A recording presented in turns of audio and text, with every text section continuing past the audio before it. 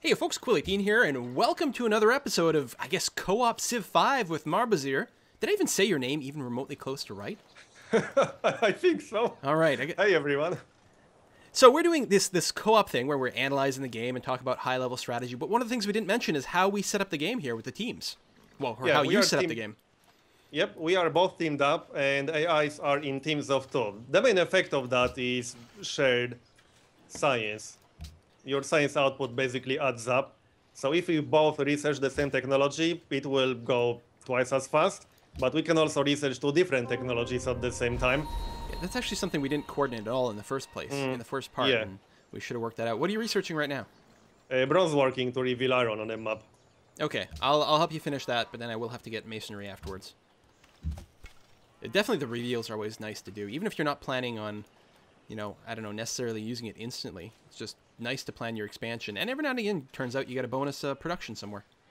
So one more thing that I would like to add real quick is something that a lot of people don't know from my experience is exploration. One of the points of exploring the map early is not just to find ruins, but also to make contact with as many AIs as possible, and not just to have trading partners, but also to speed up your research. Because one of the effects of meeting other AIs is that if the other AIs you met research the technology that you are researching, the cost will be lower. And on Deity, since AIs pretty much start ahead of you by design, it's really important to meet them to speed up your research. All right, so I have completed my shrine here, and I'm trying to think of what the next build would be. Now, if I did have wheat or anything like that, it would be instantaneous granary for certain. But here, I don't have wheat, bananas, or deer, so I'm not sure that the +2 food by itself is worth doing. But then, what do I do? Maybe put out an archer, just slow build it at this point. A caravan to a city-state, because I do have some nearby. I think I'd be tempted to put out a caravan, actually. Or would you prioritize the growth? I don't see any barbarian camps near you, so as long as your workers aren't threatened, I suppose you don't have to get that archer yet. Now, in a lot of situations, if you were being threatened by an aggressive neighbor or barbarian encampments, you'd be tempted to get an archer. Yeah, I would definitely get an archer. In fact, I have a barbarian camp very close to my city right now, and a hand axe, so I'm looking to getting an archer soon. Right. I'm going to squeeze out a caravan. If need be, I can buy an archer, because I do have 200 gold. But the thing about early caravans that you should usually consider is that since there are a lot of barbarian camps around the map, you'll lose it's them. it's not that easy to get a safe trade route. In this situation, you have a very safe trade route to Wellington. Absolutely. So a caravan here is actually a pretty good idea. Yeah, I'm going to have a rocking economy early on. I'm usually very careful with caravans early on for that reason. It's pretty easy to lose them to barbarians. But if there's a safe trade route, like in your situation, it's a pretty good idea, actually. Now, what are the rules for where barbarian encampments can spawn? Because I can't recall exactly. I knew all the rules by heart for Civ 4, and a lot of my brain is still Civ 4, because they can spawn remarkably close to your other units and cities, it seems sometimes. Yeah, I don't think they can spawn anywhere in Fog of War. I actually don't remember the exact rules, to be honest. So I can't tell you for sure. I think they need to be 2 tiles away from the edge of the Fog of War, but I'm not 100% sure about that. Okay. So don't quote me on that. But they can spawn annoyingly close to your cities. Yeah, there's always a possibility to get one in the northeast, but I think I'll be okay. Now, what cities or what tiles do you lock early on in the game? I set, of course, my city to production focus, but then I go and usually put anything that's like high food. I'm trying to get early growth. Yeah, that's pretty much what I do. Unless I need a lot of production for something really, really specific that I need to get out ASAP. But I usually prioritize growth as much as possible because it's so important to get as much population as possible. Okay, I can piece out. So I guess at this point we should go straight for philosophy. Okay, well, I want to get masonry. I'm going to finish that just because I have so many tiles to improve for it. Alright, so we'll finish masonry, then probably get writing so we can get started on libraries. Do you need calendar? I have cotton. Well, yeah, for cotton. But it's not a part. But we need calendar for philosophy. So, Yeah, but I was going to get writing first. yeah, I agree. Writing, calendar, philosophy. Sounds good to me. So how many ruins did you find? I may have only been one, actually. You can often get such a nice boost in the game from the ruins. I had some amazing games with a lot of early ruins that gave me such a nice start. Well, I'm a know little some boxed people in, that and play- I went the wrong way. I went east towards the coast. I actually know quite a few people that play with ruins disabled, because you also have to remember that it's not just you getting the ruins, but also the AI. Yeah, what it does, it reduces luck, but it also slows down the game. You know, because you can generally expect to get, maybe 50 to 100 gold, if nothing else, and that makes a pretty big difference early on. Yeah, it definitely does. And you can often get an early pantheon, a religion through ruins, so it's very common to get faith from it. Or the culture is so nice, because it's Yeah. an instant social policy. And that means getting your +3 culture per turn much, much sooner, which means, just everything snowballs like crazy. But on the other hand, if the AI gets technologies from ruins, Oh, on yeah. top of the free technologies they already get, it can give them a really big boost early on. So it's a bit of a double-edged sword, from my experience. But I never actually played with ruins totally disabled. I just know some people who do play with ruins disabled on Deity. So, I've got a quest to destroy a barbarian encampment. There's the Great Library, turn 32. That is very 32. fast. Yeah, that's one of the wonders that's borderline impossible to build on Deity. You could maybe manage it as Egypt with aristocracy and marble, but even then it would be pretty damn hard. Now, who is... Okay, so Byzantium and Pakakudi? I think that's how you say his name. Or Pachakudi? I don't know. Pachacuti, I think, but I'm not exactly an expert on proper pronunciation. Listen, we're going to be a really bad combination for this, I think. Yeah. Okay, so we both of their allies, we were neighbors to both of them. Oh, no, he's far away from you. Never mind. You've got no one near you. You've got such a beautiful start. Other I got than a pretty good barbarians, start. you've got like infinity room to expand. But one thing about this game is it has Korea. And Korea on Deity is one of the worst offenders when it comes to runaway science AIs. Oh yeah, I guess it would. I had games where Korea was multiple takes ahead of pretty much everyone else. So I'm gonna pick up So- legalism now. I got my first settler. Really? Yep. My. My city got to pop 4 pretty early due to the 2 tiles with wheat. Okay, So that was quite nice. Mine just got to pop 4. I'm gonna finish my caravan since it's only 3 turns away, and then I'm gonna switch over to building my settler. I did, however, skip the shrine, which I usually don't. But that's mostly because my city was already at pop 4 when I finished that worker. So I just skipped that shrine. So now Okay, I should yeah, get that- an archer. I might actually buy that archer for gold. The archer is only 200 gold, which is really, really cheap, which is why I often just buy one. Yeah, I should probably do that now too, because I could clear out a barbarian encampment with my warrior. If I But had this an is archer. actually a bit of a tough decision because I have to send my settler without an escort, which I don't really like to do. It can be so infuriating if barbarians steal your settler. Now, looking at my land, where would you settle? I'm tempted to go southeast to the Dyes, but there's no river there. There are mountains, which is something. Or then the alternative would be northeast to maybe the little bit between the Two Fish and the Stone. But that would just give me cotton, which I already have. You could settle a city on the tile between the sheep and fish, because then you would have dice in range, you would also have 2 tiles with fish, and you would have an observatory. That Yeah. would be a decent location. It wouldn't have that much food, but it would have 2 fish tiles. Yeah, that'd be good. And it does get 1 luxury, which is, early on, that's my criteria, generally speaking. Yeah, I usually try to settle cities that bring extra happiness, basically. That's my #1 criteria most of the time. It's so important to not drop into negative happiness at any point. That's usually my #1 priority on dating, not drop into negative happiness for any reason, if possible. Yeah, I'm bad about that. That's one of the reasons my cities don't grow well enough. I've met the Huns to the south of me, which is never good, but they do have a fair distance to travel to reach me. So I have 2 barbarian units right next to my capital, and I didn't buy my archer yet.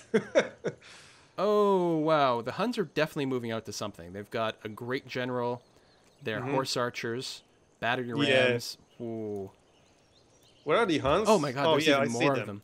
Where the I hope that they're going to Byzantium, because we hadn't really met before this, so I have to They assume might be planning to attack the city-state, perhaps.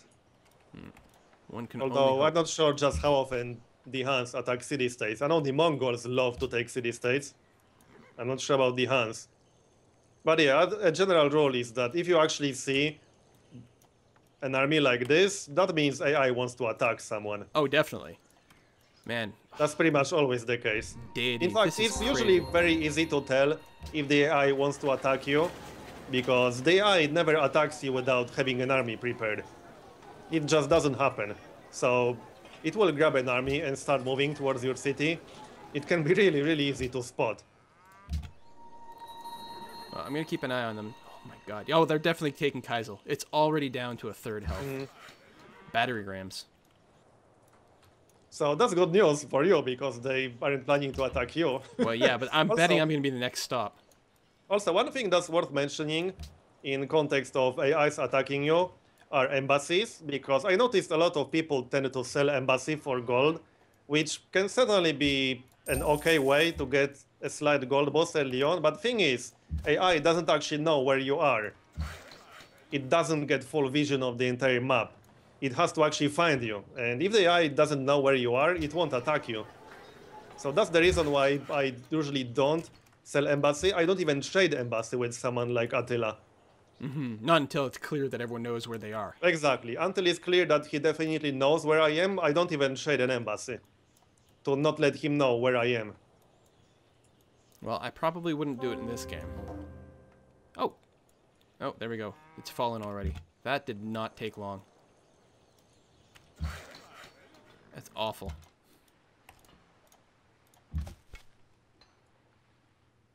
What is it saying? Range attack. There we go.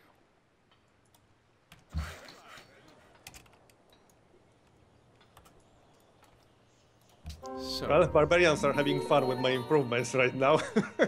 and you're having to dodge the barbarians with your unescorted settler. Oh no, you've got your Yeah. archer there. Okay, you're fine. Yeah, I had to buy that settler, so I have 0 gold right now. Well, 15 because I met a city-state.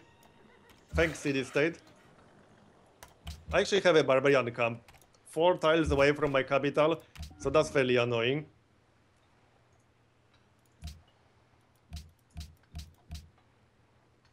But once I get the copper, I should be able to sell that to someone. So you would sell the copper immediately? Yep. I sometimes even sell my first copy of a luxury if my happiness is fine, because that extra gold can be so important in the early game. I didn't see it was hiding behind your nameplate. I didn't realize you had another copper in your territory already. I actually have 3 copper in range. There's one to the southeast as well. Yeah, I'd noticed that. I was like, but This you is have a 2 really good outside start. yours. Your start is unbelievably Yeah, good. this is fantastic start. I have quite a lot of food. I have 3 different luxuries in range. The marble is just outside of range, but I will be able to get that. And I'm right next to the Huns and feeling awesome about that. Yeah. The Huns are one of these civilizations which are really hard to prevent from declaring war on you. You just have to keep them busy, basically. Yeah, I wonder if I could convince them. Like, what would it take at this point to You might be declare able to convince them to declare war on Theodore. Byzantium. No, there's no way it would work. What about the other way around? I think that would be much, much less likely. It's quite possible that he will do it anyway, but Byzantium is usually really bad at defending themselves.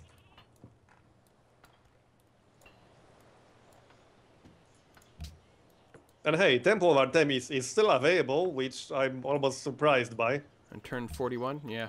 There was a time when I was trying to keep a spreadsheet of every time a wonder got done so that I would be able to chart, like, approximately what's the earliest that this will get done, what's the average, and then I got lazy and stopped doing it. But Yeah. it's very handy, because then you make decisions about when you can start things. It's often very dependent on what AIs are in the game. So, for example, if Egypt is in the game, that kind of screws up the timings, because Egypt gets the wonder construction bonus. Mm-hmm. And Egypt AI loves wonders.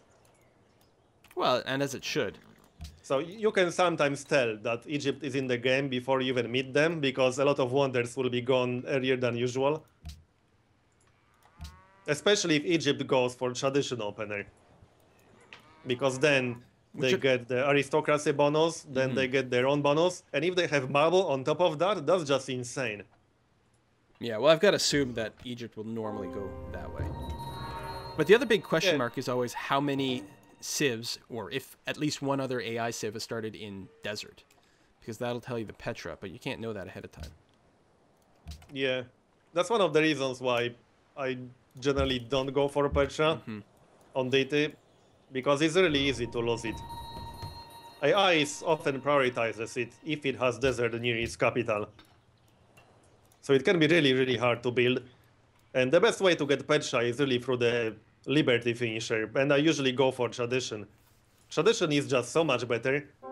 If you don't go for Tradition, you are missing out on so many things, not just the extra growth, but for example, if you don't go for Tradition, you will not be able to fight by great engineers, which is quite important, I would say. Another nice thing about Tradition, which tends to be underestimated, is the Garrison City Strength bonus. If you have some aggressive neighbors, that bonus can help you so much. Was it 15% or... Oh, 50%. 50% in cities with a garrison. That's actually quite powerful. It saves you a little bit of money, too. And also, aristocracy is a wonder bonus that applies to every wonder in the game, at every stage of the game. As opposed to the religious one, which is only ancient and classic. So this helps with late game wonders, which requires a lot of hammers. I quite like having that. And because that's it, on the high difficulties, you tend to give up on the early wonders, but a lot of the late game wonders are still in play. Yeah, there are quite a few really important late game wonders. So, for example, if you are going for scientific victory, you pretty much have to get the Hubble Space Telescope. Right, I didn't actually think about my city location. You're just wandering around. You're just wandering the desert for 40 years. Yeah, I just followed the river, more or less, but yeah. This is a pretty tough decision, because I can't get a coastal city with a river, which would be the best way to go, I suppose. You can get a lot of food, even if you just moved up one more tile. There's a lot there. Do you get any luxuries? Well, long distance copper, but that's not a new luxury. I would probably settle right here. Yeah, it looks pretty good. That will give me a lot of food. That will give me copper to the north, the west. You get to work the wheat right away, which is always nice. Yep. That seems to be the best option. And then I can start a city to the north, on the coast, next to the mountain. That will be a pretty good city. Yeah, it leaves you room for a city on the far west tip as well later on. It's not as strong, but it's not bad. But that's still pretty good. Any location that gets 2 or more fish tiles is often worth settling. Yeah, because with the workboat and the lighthouse, will they produce 5 food per tile? Yeah, 5 food, 1 hammer, and 1 gold, I believe, which is really, really good. They're fantastic. Makes it a pretty decent city for doing specialists and stuff, too. Yeah. I like the oranges, the citrus.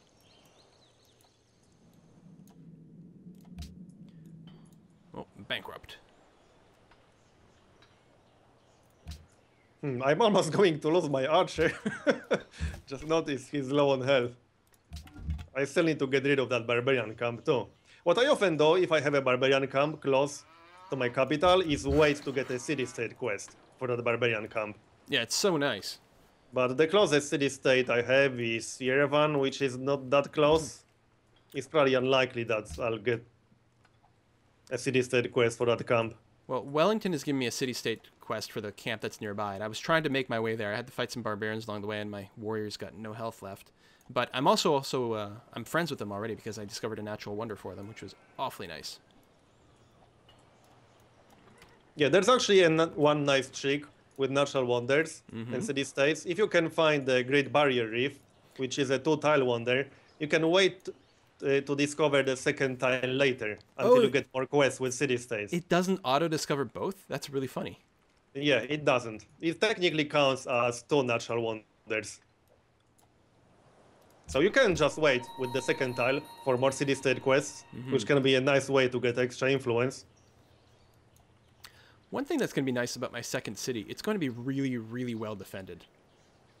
It's just a pure bottleneck of mountains. Yeah, that city will be almost impossible to take by the AI. Well, that's good, because Beijing is actually going to be really easy for them to take. Nice Yeah. and flat, wide open. Hey, I can get a Pantheon. Yeah, did you found one yet? No, Nope. your shrine was delayed. So there is one. Isn't there one for stone and marble? I don't have them all memorized. I don't even remember if it's any good. There is one with faith from quarries, if I'm not mistaken. Yeah, there's something with quarries. Hang on, maybe let me check the. Whoa, the menus are different. Which is actually pretty nice because you can get stone on grasslands and then it's very, very good.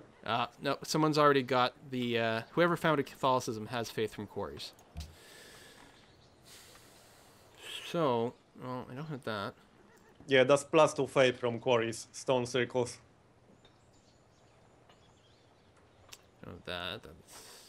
Don't have camps.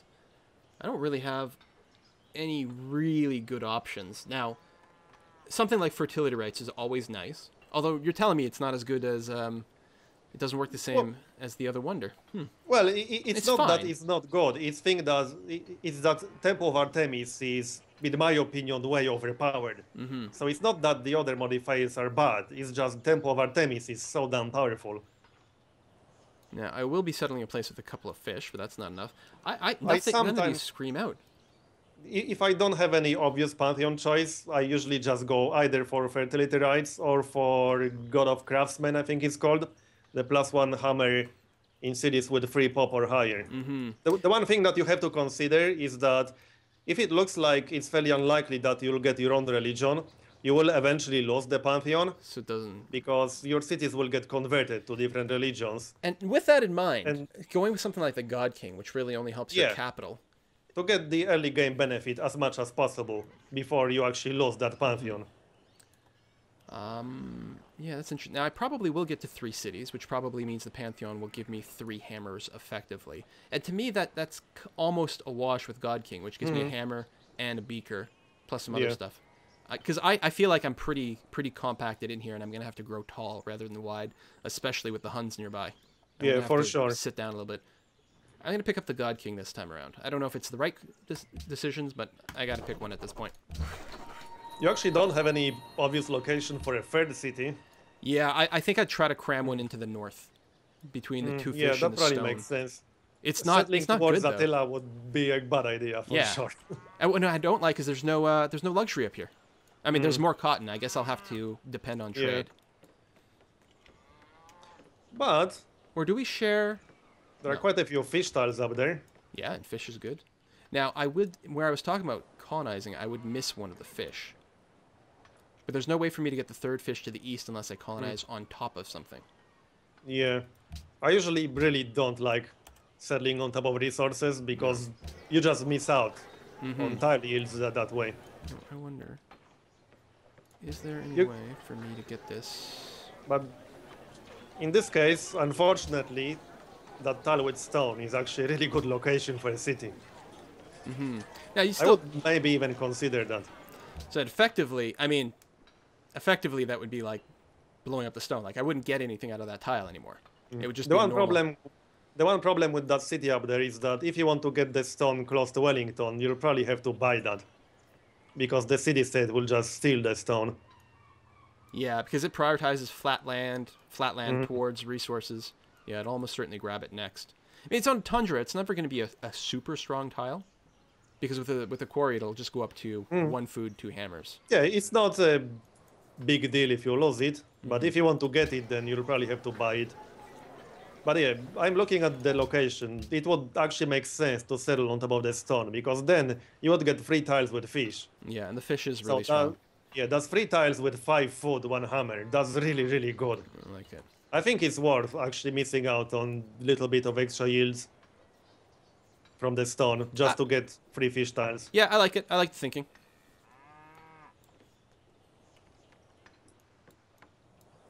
But I'm still going to settle to the south first, between the sheep and the fish.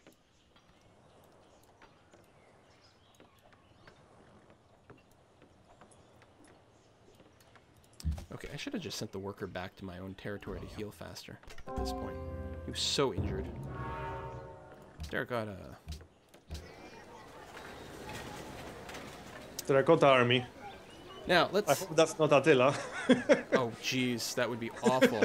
Did it say... I dismissed it without checking to see. Yeah, it didn't say. I think it was someone we didn't meet yet. Alright, that's good. Let's see. Diplomacy overview, global politics. That's Pocatello. He built it. I think I'm going to go for a stoneworks. I mean, I do have my papermaker available, and it's a cool building. Right? Just the extra gold in addition to the science. I mean, it's fine. Actually, what's the upkeep in the library? Is it 1 normally?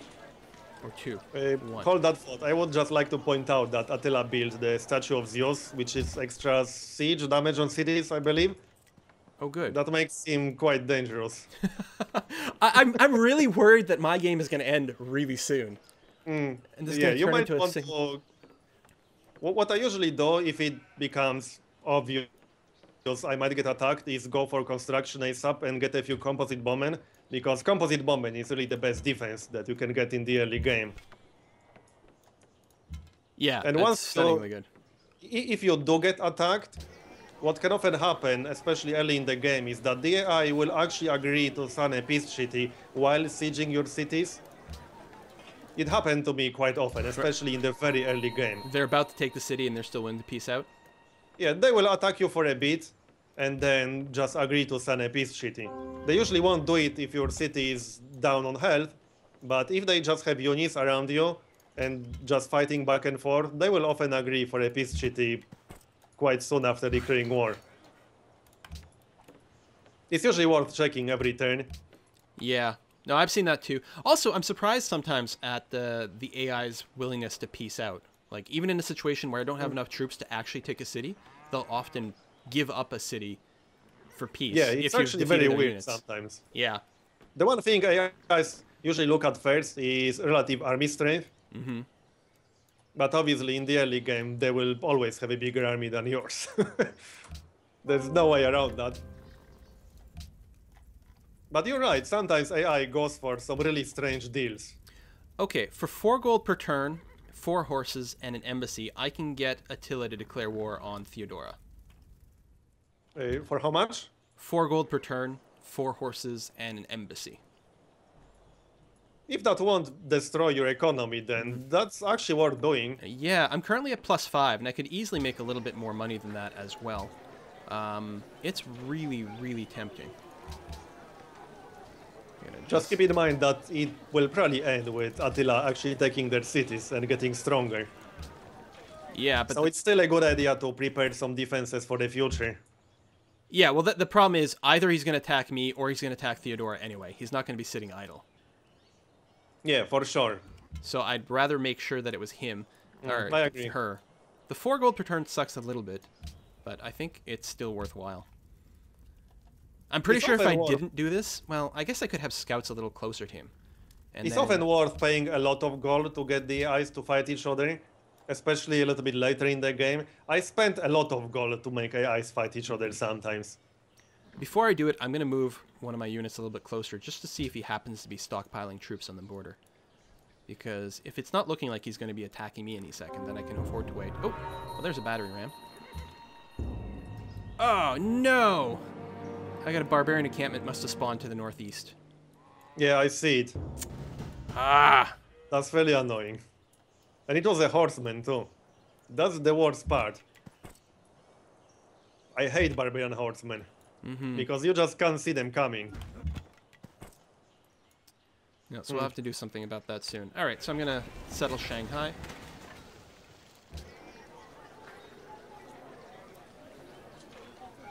Now, you'll probably have to move back with that archer or something like that. That's definitely what I'm going to have to do. So now I'm tempted to get started on my paper maker, my library at this point. Yeah, I my new actually city. just finished mine. Or well, I didn't, but I have 4 more turns. Yeah, I'm gonna do the stoneworks first in Beijing just because it's so good. But I am starting to think if maybe I'm delaying my libraries a little bit too much.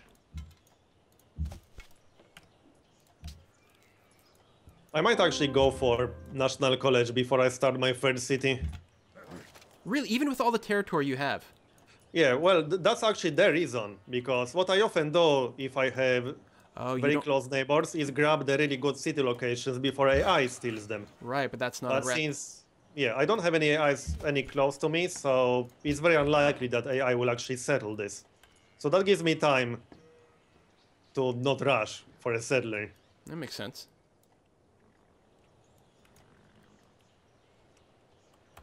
I really need more archers, though. That archer is taking forever to heal up. He's still in the red. Yeah, turns are not going by very quickly because inevitably one of the two of us is taking extra time. It's always a problem with multiplayer, but at least it's simultaneous turns. I never want to go back to the old days of... like, oh, yeah, I agree. classic turns, one at a time. Yeah. And when you're waiting for someone to finish, it seems like it's taking 10 times longer than it actually is. One of my problems, especially at the higher difficulties in Civ, is I am kind of lazy. I like to automate things because it's like, I just want to rule. I don't want to micromanage workers and tile placements. And that really, you can't do that. Yeah, the one thing about Deity is that you kind of have to micromanage your cities. So one of the biggest things that you should do if you are moving up, for anyone who's moving up to higher difficulty level, is log every tile manually, because the auto assignments the AI does are just awful, honestly.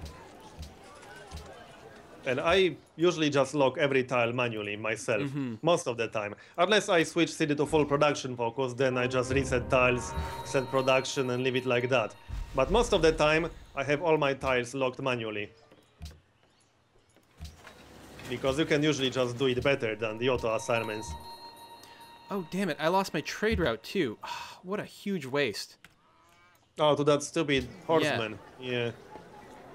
I mean, maybe I should have had a unit just sitting up there in the fog of war doing nothing. My production now is pretty good, though. I did just finish my stoneworks. On the other hand, it was so unlikely that the barbarian camp will spawn right there. Yeah, but there's so little terrain up there. The more likely it is, or the more unlikely it is, the more likely it becomes. I wouldn't have done it for sure. I wouldn't predict a barbarian camp spawning up there. Now there's two. I hate my life.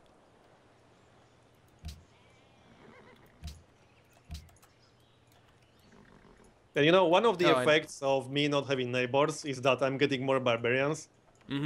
That's one of the big differences of highest difficulty levels too. Barbarians are usually not a problem on highest difficulty levels because the AI deals with them very quickly. Alright, that makes a lot of sense. Yeah, the AI on Deity gets a pretty big army very fast. So then they just deal with all the barbarians very quickly. There we go, that's Barbarian Swordsman is finally dead. About time. What's the movement on this horseman? Probably enough to reach this worker. This is a very strange map. This is Pangaea, it doesn't look like one. It's very sneaky. Medium sea level, not high sea level, so it's very strange. It almost looks like a fractal map or something. Oh, I suppose I should... these tiles are still fine.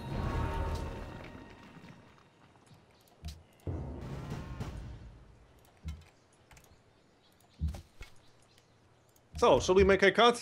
We are over 30 minutes. Maybe we should. Then I can go cry about all my improvements getting wrecked by this horseman.